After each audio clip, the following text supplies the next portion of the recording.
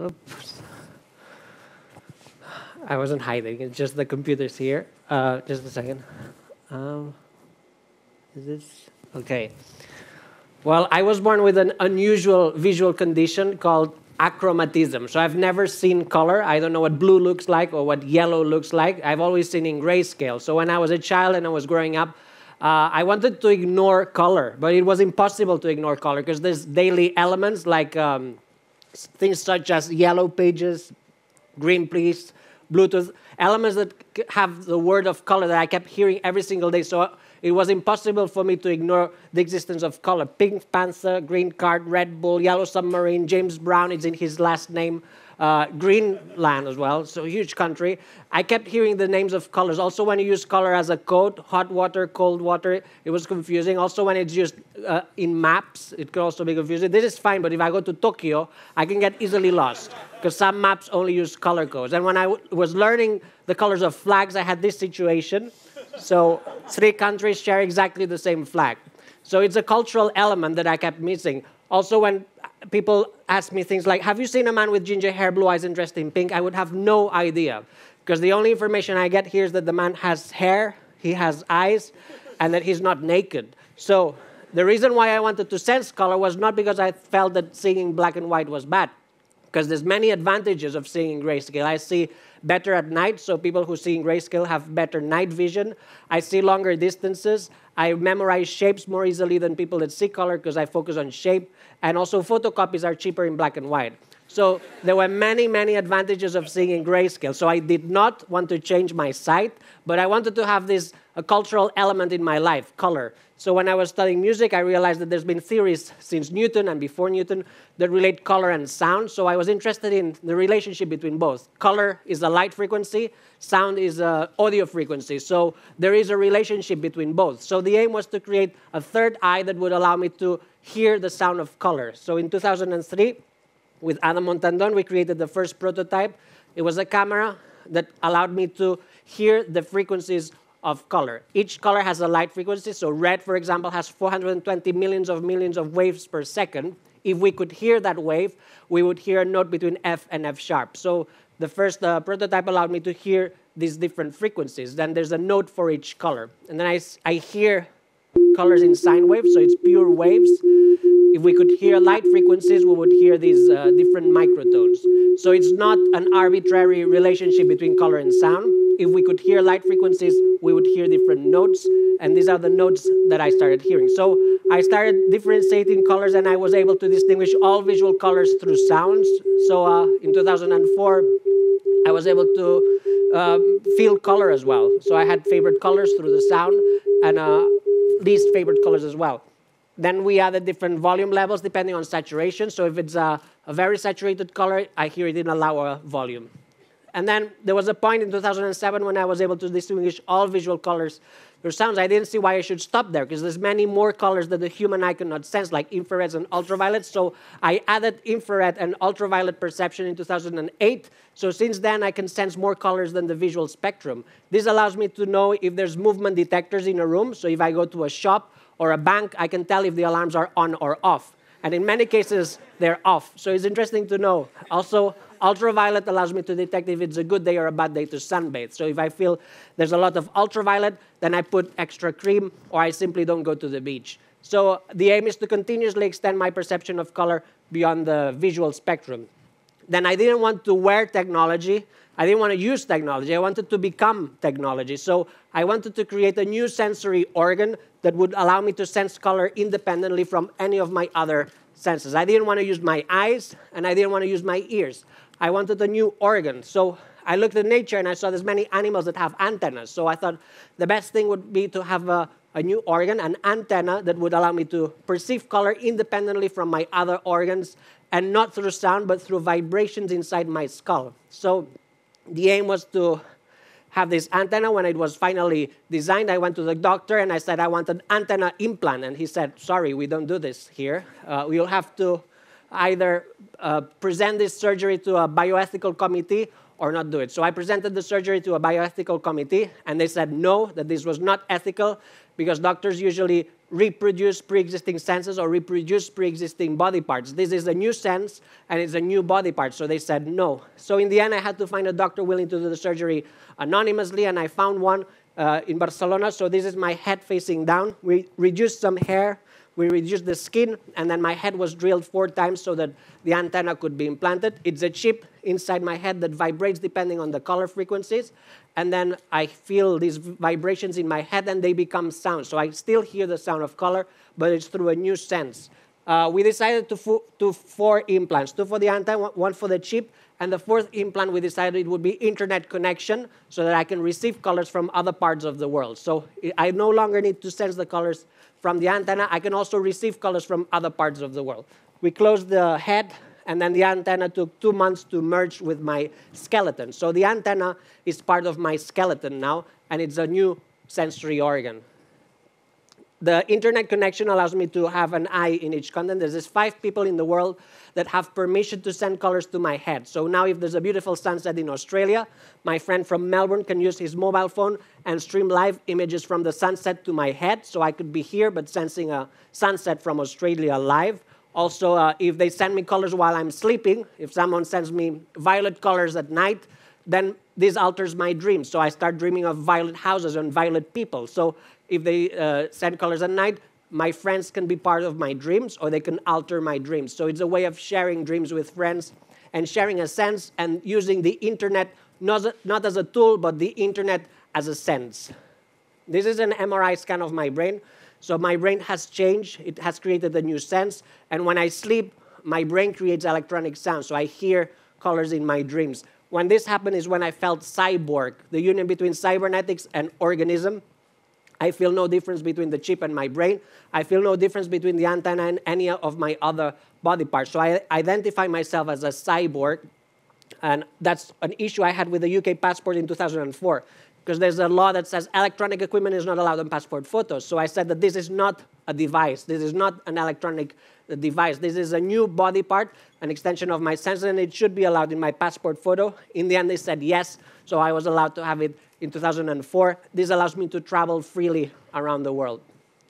Now I'm applying for Swedish citizenship because the material inside my head is Swedish, so I'm Swedish. So I'm telling the Swedish government that I should be allowed to be Swedish as well. They still haven't replied, so I'm still waiting. My life has changed in many ways because before I would dress in a way that it would look good. Now that I hear color, I dress in a way that it sounds good. So I decide which notes I want to wear. This is a C major combination, so it's a happy chord. This is a minor combination. I would wear this in funerals, for example. And then you can also wear songs. So you can design clothes that sounds like a specific melody. This is electronic music that I really liked, so I passed it into a tie. So when I scan the antenna, I hear electronic music. The longer the tie, the longer the melody. This is a wedding dress, so you can wear the wedding march. So you don't have to pay for musicians in your wedding. You can be the wedding march. And now we're designing new clothes also for people that have new body parts or new senses. With Francesc Cardona in Spain, we're designing clothes for transpecies, clothes for cyborgs. My house has changed as well. I've painted it in a way that it sounds good. My living room is C major, so when you go inside, you hear 3 different notes. It's like a major chord. The floor of the house is all red, because red is the lowest frequency, so it gives a profound sound to the whole house. The ceilings are black and white, silent, so if I lie down, it's silent. And then the bedroom has 3 colors. No, the exit door is green, which is in the middle of the spectrum, so it tunes yourself before you go out in the street. Then the bedroom has 3 colors, turquoise, pink, and violet. Turquoise is the note B, pink is the note E, and violet is the note D. So I have B, E, D, bed, so it fits the bedroom. And then the kitchen is violet. Violet is the highest pitch, so it keeps me alert, and it's a color that we don't usually eat. So it's a good color for kitchens, because it's a very, very, very high frequency. Food has changed, because when I eat, I hear different notes when I eat. So I can actually eat notes, musical notes. Depending on how I put the food on the plate, I can actually eat a song. So I like composing music with food, and this is something I'm collaborating with Celia de Can Roca, a restaurant from Barcelona, where you can go to the restaurant and ask for a song. So if you want to eat some Mozart dishes, or if you want to eat some Vivaldi or some Lady Gaga dessert, You can ask on the menu, and then you'll have the song. And then the plate rotates, and then when you rotate the plate, you can hear the music. So the colors has a sensor, and then you hear the sound of the food. So it's sonochromatic gastronomy. So if you have children that don't like eating vegetables, if their vegetables sound like Justin Bieber, they might eat their vegetables. So it's a different way of seeing food. My experience of popular things has changed. Now I can compose music by looking at colors or looking at objects. And also walking around a supermarket has changed a lot because it's like going to a nightclub for me because there's lots of colors in supermarkets, especially the zones with cleaning products. That's the most interesting area of any supermarket. Milk is silent, for example. So white elements have no hue, so they're silent. Not only supermarkets, also museums. I can listen to a Picasso. I can listen to an Andy Warhol. Painters have become composers now, so I can go to an art gallery and listen to the Scream. The Scream has sound, and each painter sounds different because they use different colors. Also, the way I sense people has changed. When I look at someone, I can hear their face. So what I like doing is instead of drawing someone's face, I write down the sound of the eyes, the lips, the skin, and the hair, and then I send them an MP3 of their face. It's a sound portrait. The first one I did was of Prince Charles. I asked him if I could listen to his face, and this was his reaction. But for example, Judi Dench has silent hair. It's like a glass of white milk. James Cameron has very high-pitched sound of skin, for example. Vince Cerf has an unusual sound of nose. Al Gore has different nodes in his eyes because different shades of turquoise. Tim Berners-Lee has an unusual sound of eyelids. Marina Abramovic is completely silent except her lips, which are very loud and very low. Steve Reich has a little melody in his eyes because he has a pattern in his eyes. Steve Wozniak's eyes sound like apples, green apples. Moby sounds less than other people because he has no hair, one note less. Robert De Niro has also a very funny sound in his mouth.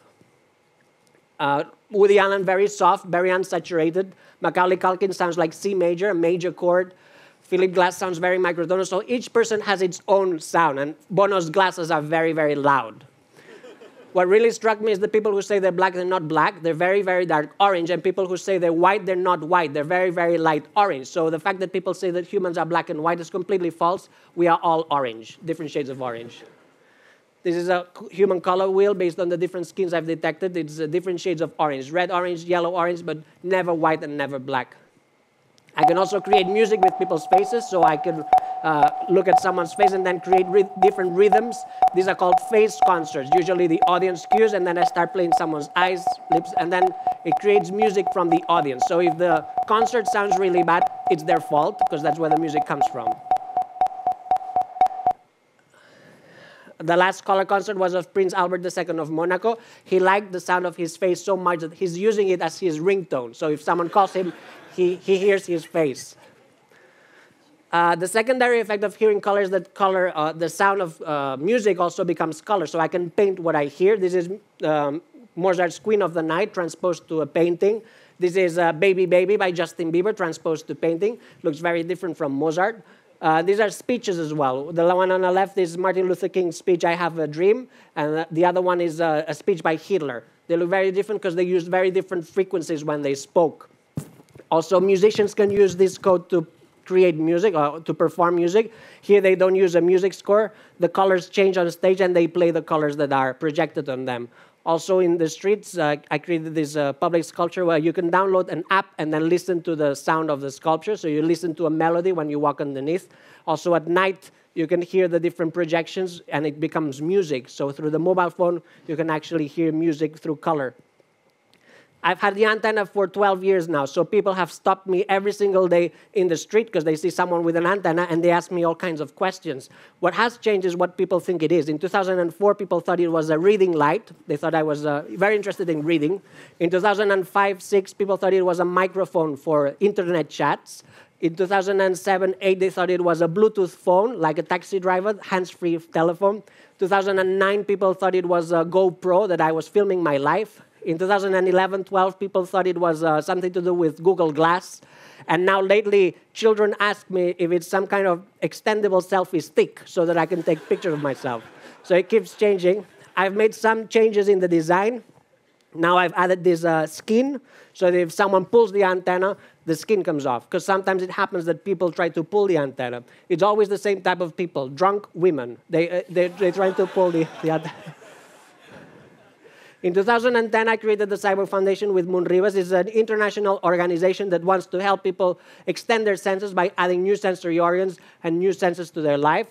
We also promote cyborgism as an art movement, and also we defend cyborg rights, the right to have surgery, the right to be identified as being technology. Moon Rivas is the co-founder. She's been experimenting with new senses since 2006. This is one of them. She had 2 earrings that allowed her to feel movement through the earrings. So if someone walked from left to right, she would feel a vibration, first left, then right.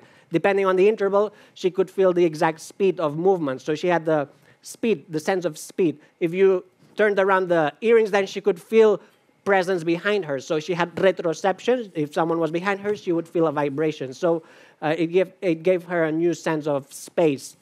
And now she has 2 implants since more than 3 years ago. It allows her to feel the seismic activity of the world. Whenever there's an earthquake in the world, her body vibrates. So now she's in New York. But if there's an earthquake in Japan, her body vibrates. So she's constantly feeling the movement of the earth, and she calls it the seismic sense. And she feels she has 2 heartbeats. It's her own heartbeat and the earth beat, because the earth keeps vibrating. So every 5 minutes or 10 minutes, she feels an earthquake.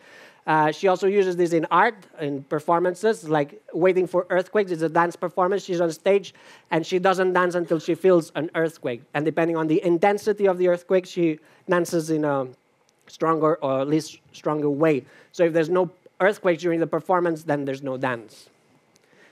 She now has a new implant that will allow her to feel moonquakes. There's also seismic activity on the moon, so she will be able to feel moonquakes and earthquakes in her body. My aim is also space. The internet connection, I've been using it to connect to NASA's International Space Station. It allows me to feel the colors from space. So the internet I'm using now as an extension that allows me to feel space. And sensing the colors from space is overwhelming, so I only connect 2 hours a day. But the aim is that I'll have this permanent connection to space in 2018-19.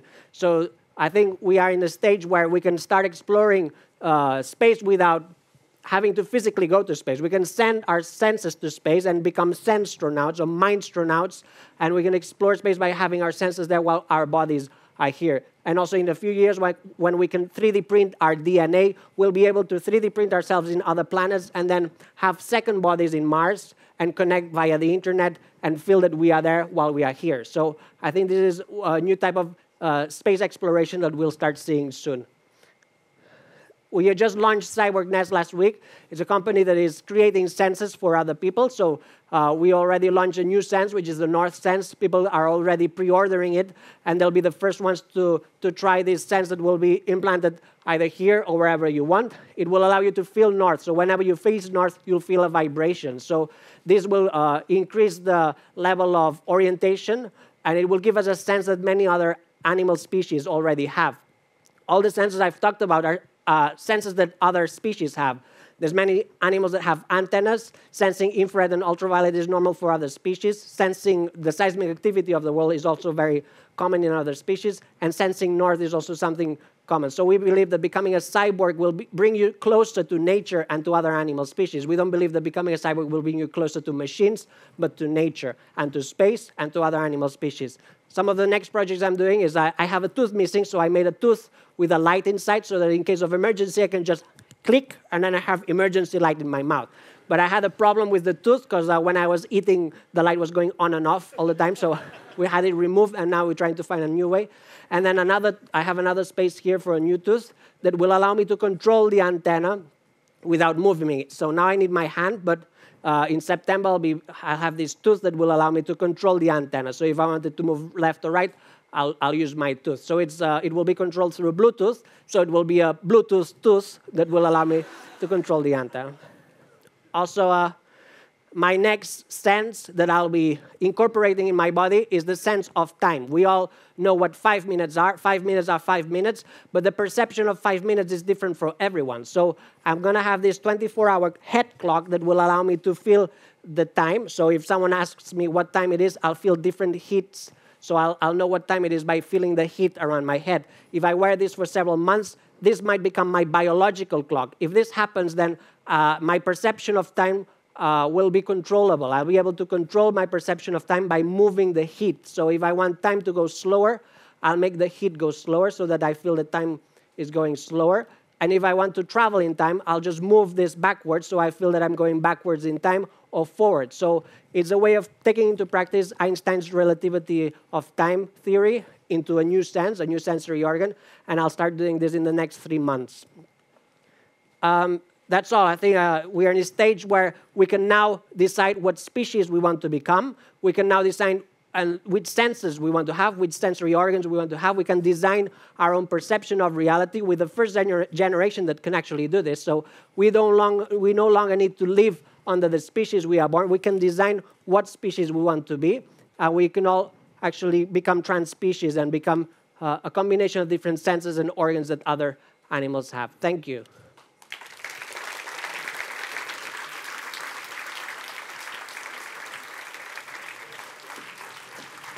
Neil, thank you very much. Can you stay for like a minute? Yes, yes. We still have a couple of minutes left, so if you have questions, this would be, yes.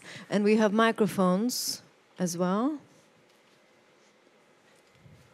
Did you already get one? So just speak up, please, and then we'll repeat. Are you okay? Yes. Yeah.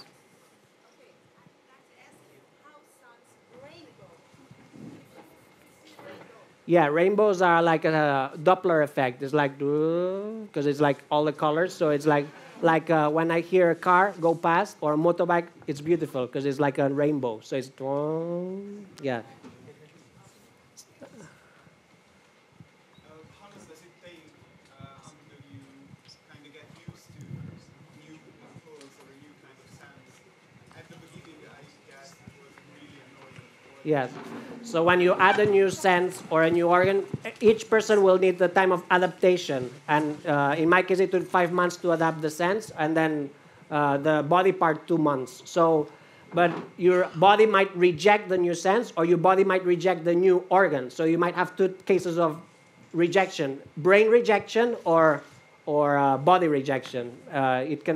It can happen both, and each person will have its own time of adaptation for each sense, and some people might reject the sense or the organ. We have a question over here. Hi. My question is that we often hear that people who are blind, for example, they hear better. So the least number of senses you have, the better your senses are, the ones that remain.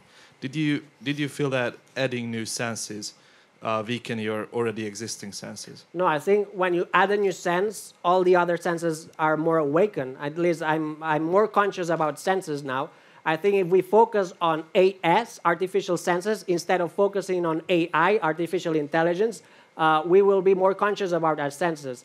We need to think that all our knowledge comes from our senses. So the more senses we have, the more knowledge we'll have about reality. If you add artificial intelligence in your body, your brain doesn't need to work. Whereas if you add new senses to your body, your brain needs to work and understand what's happening. So the intelligence created by AS is more unique to each person. And in my case, having this artificial sense actually awoke my other senses. And I think it will also awake any other person's sense. Like having the north sense will also probably awake our dormant sense of orientations. Because there's many senses that we've lost through the thousands and thousands of years that we've been in this planet. We've had many different types of senses since we were in the ocean. These senses still remain somewhere in the back of our minds, and having this input of AS will actually probably awake your dormant senses, and also you'll be more conscious about the senses that you already have.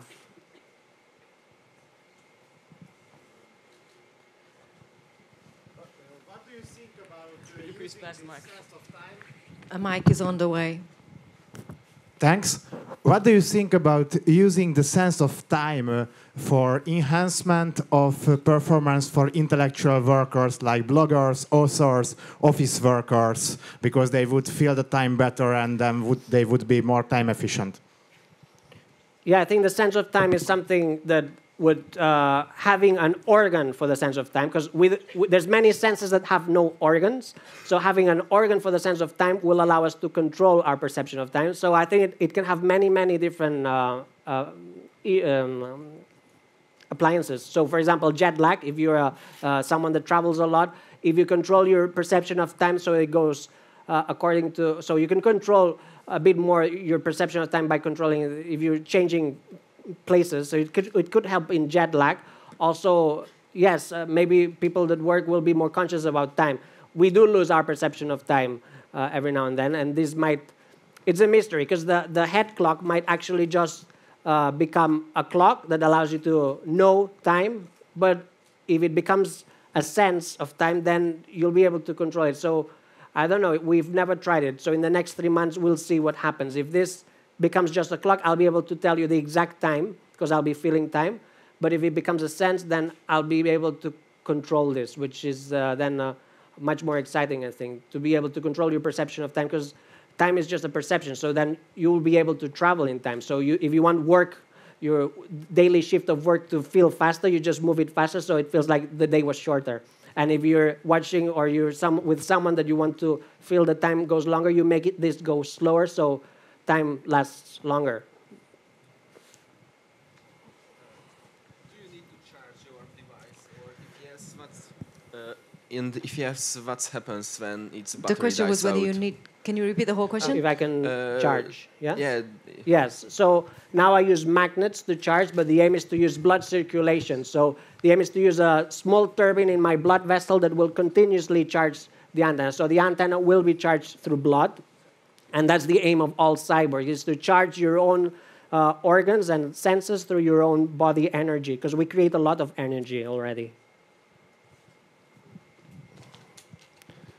So do you know if any psychogenic substances have any effects on this artificial senses? Yeah, if I take drugs or get drunk, my antenna gets drunk as well. So I hear colors that are not there, or I hear color in an echo, like a more echo, or colors go slower. So it does affect as well. But you could also see cybernetics as a drug, because in the 20th century, chemicals were used to alter our senses. In the 21st century, we'll see cybernetics being used to alter our senses. You could be using this as a psychedelic or as a drug. So you will probably see a branch of cyborgs that will be for recreational purposes, so that you can control how you want to alter your senses through cybernetics instead of using chemicals that have, it could have worse effects.